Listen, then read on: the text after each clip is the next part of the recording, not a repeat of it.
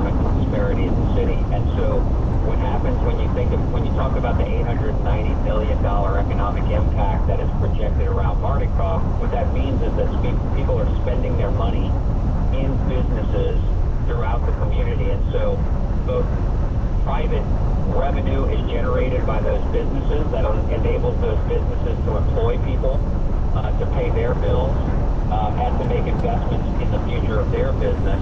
But additionally, there's direct economic impact and revenue in the state. And so what the study showed specifically about last Mardi Gras, the most recent study that showed that almost $900 million impact was that the city spent about an additional $10 million in order for Mardi Gras to go forward, and the city generated about $28 million in direct tax revenue, that being mostly sales tax, hotel tax, and other revenues that get generated throughout the community. So the point of that study was to show that beyond all of the incredible economic activity that occurs throughout the community for the businesses that exist here in our city and for the people who work in those businesses, there is a direct tax benefit to the city, and then another $14 million direct tax benefit to the state. Again, those numbers are extremely conservative because they don't take into account things like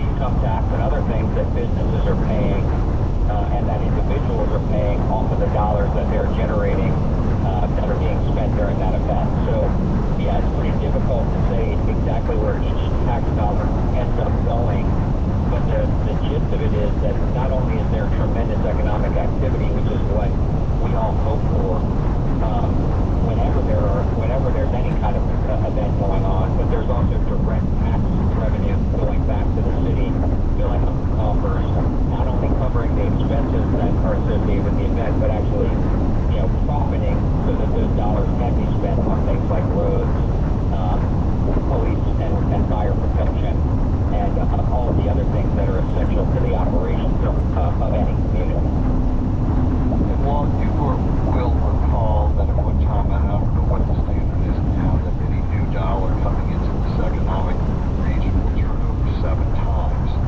So it has that exponential effect as well, right? Well, yeah. I mean, when you really think about it, so if I'm a server in a restaurant and I am earning dollars through tips that are being paid by someone who's here having a meal or having some cocktails at a bar or any of these other places that people are spending their dollars, then that money's going into my pocket. I'm then in turn going out and spending those dollars on groceries or on gasoline to fill my car up, or on child care, or any of the other myriad things that we all spend our dollars on. And so that continues to reverberate. So what's great about an event like Mardi Gras is, one, we know that locals spend a lot of money to make sure that this happens because they're members of crews and they enjoy this. It's something that they, get a lot out of.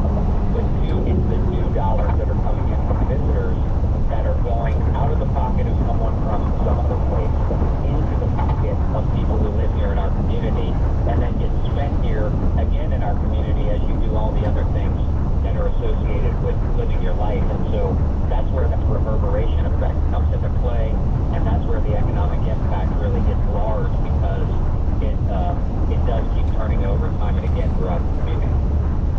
Absolutely. Got to get to a break. We'll be right back. We're visiting with Paul Michoud, President and CEO of